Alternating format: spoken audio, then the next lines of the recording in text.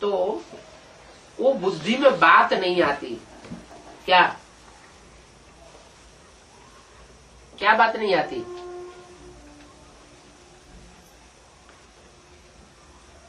उनकी बुद्धि में ये आ नहीं सकता कि गीता का भगवान कोई दूसरा हो सकता है। कृष्ण की सोल की ही बुद्धि में ये बात नहीं बैठ रही है कि गीता का भगवान साकार में कोई, अगर बैठेगा भी तो इतना बैठेगा, गीता का भगवान निराकार ज्योति बिंदु शिव है। अगर गीता का भगवान निराकार ज्योति बिंदु शिव है तो गीतापति भगवान हुआ ना। गीतापति हुआ तो साकार होगा या निराकार होगा? शिव तो ज्योति बिंदु है, बिंदु के बच्चे बिंदु, वो तो बाप और बच्चे का संबंध हुआ। शिव का संबंध ज्योति बिंदु आत्माओं के साथ दूसरा संबंध नहीं बन सकता। क्या संबंध बन सकता है? सिर्फ आत्मा सुप्रीम सोल बाप और बच्चे, दूसरे संबंध तभी बनेंगे जब वो साकार शरीर में प्रवेश करे। पति का संबंध भी तभी बनता है। तो जो संबंध बनते हैं उन संबंधों का कनेक्शन इंद्रियों से होता है। कोई न कोई इंद्रियों का स्पेशल विशेष प्यार होता है जिसके आधार पर वो संबंध बनते हैं। तो पति का संबंध जो है वो भी तब ही बन सकता है जबकि वो साकार में सुप्रीम सोल प्रवेश करता है। तो गीता माता भी कोई साकार में है, गीतापति भगवान भी कोई साकार में। यज्ञ के आदि में कोई गीता माता थी, जिस गीता माता में प्रवेश करके परमात्मा शिव ने ब्रह्मा बाबा के साक्षात्कारों का क्लेरिफिकेशन सुनाया। किसको? प्रजापिता को। प्रजापिता में परमात्मा शिव ने प्रवेश किया और प्रवेश करके जो भी साक्षात्कारों का रहस्य है वो सुना दिया। गीता माता ने सुना और दूसरों को सुनाया। तो गीता माता के ऊपर कंट्रोल करने वाला कौन हुआ? फिर प्रजापिता हुआ ना। तो जो कंट्रोलर है वही पति होना चाहिए, वही पति है। अब गीता माता की बुद्धि में भी अगर ये बैठ जाए कि गीता का भगवान कृष्ण है तो रिजल्ट क्या होगा? पाप हो जाएगा या पुण्य होगा? पाप हो गया। माता और बच्चे का संबंध हट करके पति का संबंध बन जाए तो जुल्म हो गया। ये गलती जब से होती है तभी से यज्ञ का पतन शुरू हो जाता है। अभी भी कृष्ण की सोल माना ब्रह्मा की सोल जिस असली जगदम्बा में प्रवेश करके पार्ट बजाती है उस जगदम्बा की बुद्धि में भी ये अभी तक नहीं बैठ पा रहा है कि गीता का भगवान कृष्ण नहीं है, दादा लेखराज का स्वरूप नहीं है, गीता का भगवान शिव शंकर भोलेनाथ। अगर ये एक बुद्धि सुलझ जाए, एक आत्मा के अंदर से सुलझ जाए तो सबका कल्याण हो जाए। इसलिए बोला एक के पतित होने से सब पतित हो जाते हैं, एक के पावन बनने से सब पावन हो जाते हैं। ये आधार हो गई कौन? माता। आधार माना धरणी। जैसे धरणी के ऊपर सब टिके हुए हैं, हवा में तो नहीं टिकते, आकाश में तो नहीं टिकते, धरणी में टिकते हैं। पानी में भी एक जगह नहीं टिक सकते। 5 तत्वों में एक ही तत्व धरणी ऐसा है, पृथ्वी तत्व, जिस पर सब टिकते हैं। और ये धरणी माता है। माता जैसे पहले छोटा रूप होता है, बच्ची का रूप होता है, जवान होती है तो भी छरहरी बदन की होती है, फिर जब माता बनती है तो धीरे धीरे फैलने लगती है। विकारी जब बनती है, कन्या से जब विकारी बनती है तो फैलने लगती है। ऐसे ही पृथ्वी का हिसाब भी है। जब तक सतयुग त्रेता में कन्या का रूप रहा पृथ्वी का, तब तक निर्विकारी होने के कारण भारत का ही जम्बूद्वीप छोटा सा स्थान था सारी दुनिया में, जहाँ स्वर्ग में देवी देवताएं पलते थे, छरहरा स्वरूप। और जैसे ही विकारियों ने प्रवेश किया, इब्राहिम बुद्ध क्राइस्ट ने 2500 साल पहले द्वापर युग में तो द्वैत कर दिया। ये द्वैतवाद जब से शुरू होता है, दो राज्य शुरू हो जाते हैं, दो धर्म शुरू हो जाते हैं, दो मतें शुरू हो जाती, और आपस में जो विष्णु का रूप था जो सत्युग त्रेता में, वो छिन्न हो जाता है, टूट जाता है। सब पति पत्नी घर घर में आपस में लड़ते झगड़ते रहते हैं। वो विष्णु का रूप बन नहीं सकता।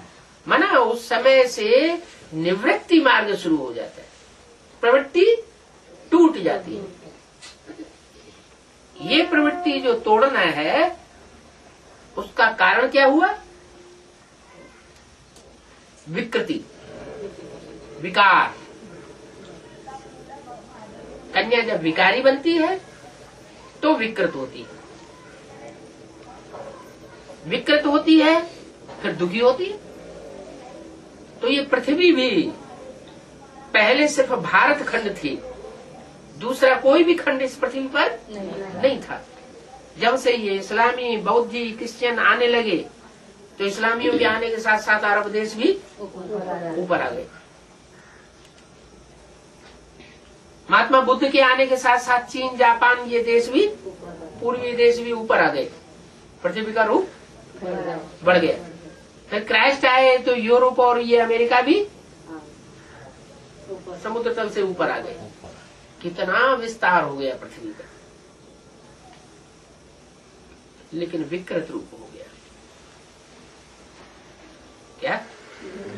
उतना आकर्षण नहीं रहा जितनी आकर्षण में पृथ्वी या प्रकृति का रूप सतो प्रधान पहले था। सत्युग आदि में कितना सुख देती थी, कोई काम धंधा किसी को नहीं करना पड़ता था, खाना पीना पहनना ओढ़ना सब कुछ मुहैया करती थी प्रकृति।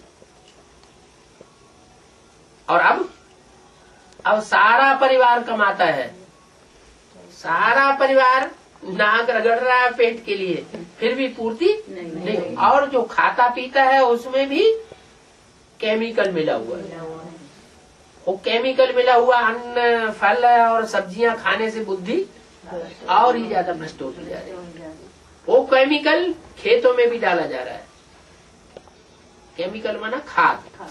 बाबा कहते हैं सतयुग के बाद त्रेता, द्वापर, कलयुग में खाद पड़ती है। क्या?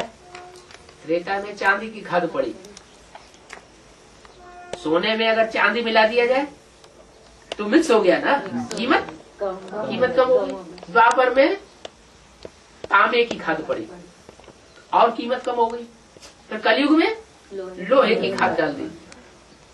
ऐसी विकृत आत्माएं ऊपर से उतरती हैं तो और ज्यादा विकृति आ गई। तो ये खाद पड़ने से जो धरणी है वो बंजर बनेगी या उपजाऊ बनेगी? ये धरणी बंजर होती जा रही है। इस वर्ष जितना खाद डाली जाए, यूरिया डाली जाए, यूरिया नाम दिया। क्या? यूरिन। यूरिन से बनता है यूरिया। यूरिन माने पेशाब। पेशाब की औलाद है ना। आज की दुनिया किसकी औलाद है? पेशाब की औलाद।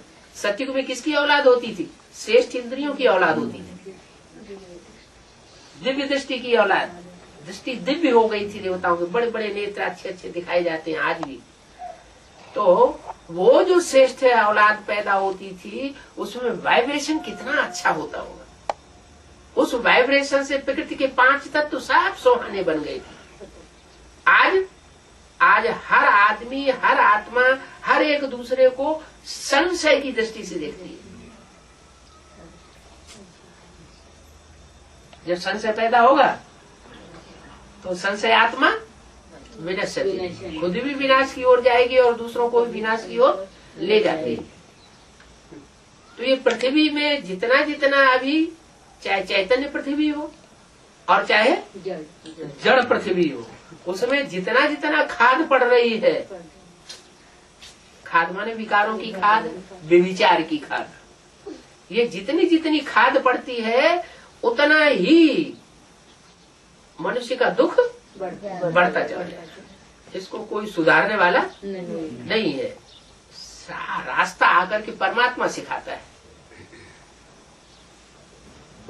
करके बताते हैं, बच्चे अब ये खाद डालना बंद करो, पवित्र बनो, योगी बनो, और इसके अलावा कोई दूसरा रास्ता नहीं है। एक से बुद्धि लगाओ। द्वापर से क्या हुआ? अनेकों से बुद्धि लगाना शुरू कर दिया, दृष्टि लगाना शुरू किया। दृष्टि विकृत हुई, बुद्धि भी विकृत हुई, इंद्रियां भी विकृत हुई। अब इंद्रियों में सुख भोगने की शक्ति भी नहीं रही, क्षणभंगुर सुख हो गया।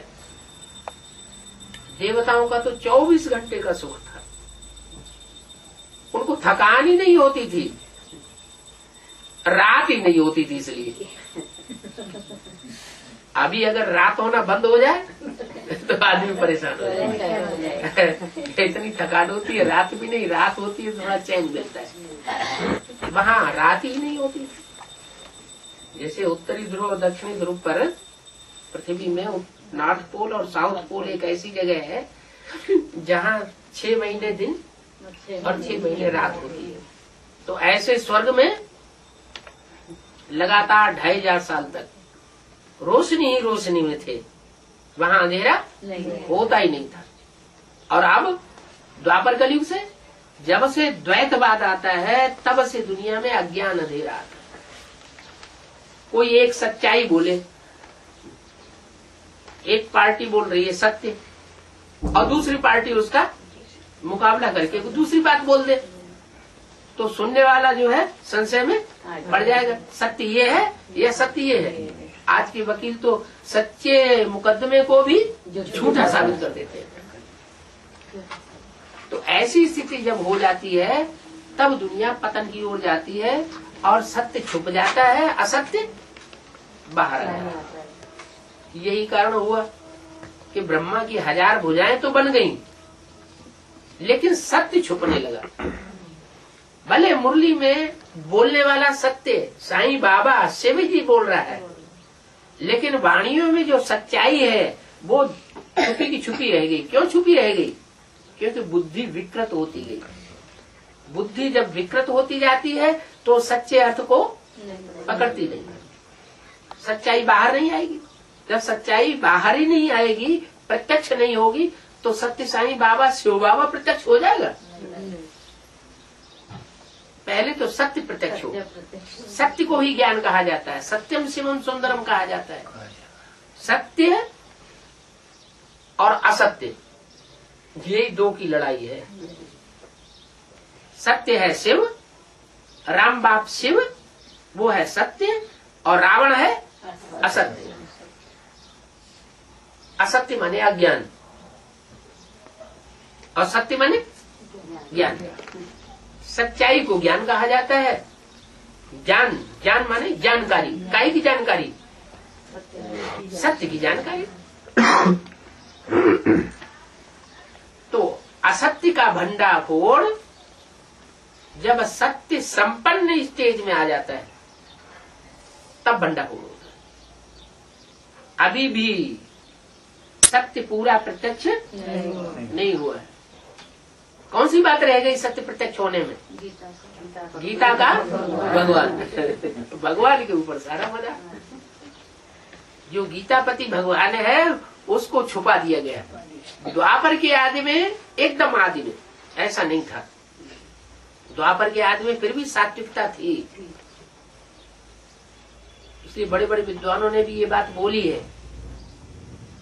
पाश्चात्य विद्वानों ने, यूरोपीय विद्वानों ने ये बात लिख करके रखी हुई है अपने ग्रंथों में कि गीता पहले निराकारवादी रचना थी, उसमें बाद में जो साकार कृष्ण के उपासक थे, कृष्ण के स्वरूप को ज्यादा प्यार करने वाले थे, उन्होंने कृष्ण का नाम डाल दिया। यही बाबा बताते हैं। इस एक बात के ऊपर बुद्धि नहीं चलती कि एक तरफ तो हम कहते हैं गीता का भगवान कृष्ण नहीं है। अभी तो उन्होंने वो किताबें छपाना बंद किया हुआ है। वो किताबें बाहर नहीं देते कि गीता का भगवान कृष्ण नहीं है, क्योंकि बाहर के गुरु लोग तो इस बात से नाराज हो जाएंगे। वो उनको नाराज करना चाहते नहीं, तो सच्चाई को छुपा देते हैं। तो अभी तो उन्होंने ये समझाना, ये पॉइंट ही समझाना बंद कर दिया। क्या? कि गीता का भगवान कृष्ण नहीं है। लेकिन समझाना इसलिए भी बंद कर दिया कि एडवांस पार्टी की तरफ से ये बात आ रही है उनके सामने कि गीता का भगवान कृष्ण उर्फ दादा लिख रहा है। वही तो साकार में गीता का भगवान हुआ, नहीं तो साकार में गीता का भगवान कौन? जिसको तुम भगवान बनाए बैठे हो वो साकार भगवान तुमने किसको बनाया? भगवान का साकार रूप क्या है? ब्रह्मा कुमारियों ने तो गीता का भगवान साकार रूप में किसको माना? दादा लेखराज ब्रह्मा। और दादा लेखराज ब्रह्मा की सोल ही कृष्ण की सोल है, तो कृष्ण ही तो गीता का भगवान हो गया। बुद्धि को मति भ्रम पैदा कर देना, नहीं, बिंदु है गीता का भगवान और कृष्ण गीता का भगवान नहीं है। अरे भगवान होगा गीता का, गीता पति भगवान कहा जाता है, तो उसका पति हुआ ना, उसका कंट्रोलर हुआ ना। अगर गीता की बुद्धि में ये बैठ जाए कि वो हमारा कंट्रोलर नहीं है,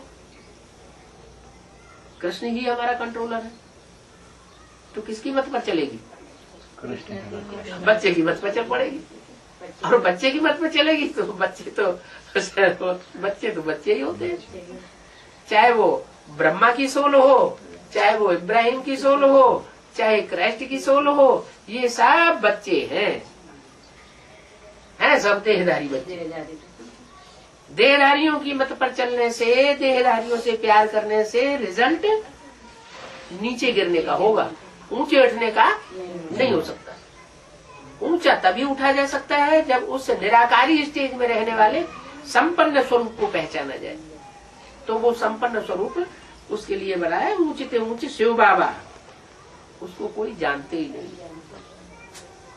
कोई जानते नहीं है। माने जो जानने वाले हैं उनकी बुद्धि में संशय निश्चय आता रहता है। अभी अभी निश्चय पैदा होता है कि यही भगवान का साकार सच्चा स्वरूप है, और अभी अभी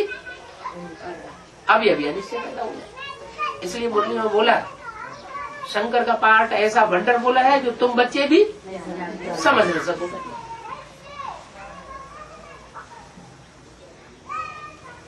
ऐसा वंडरफुल पार्ट है। इसलिए भगवान को विचित्र कहा जाता है। क्या? विचित्र पार्टधारी है। विचित्र है माना उसका कोई चित्र खींच नहीं सकते, बुद्धि तिरकती रहती है।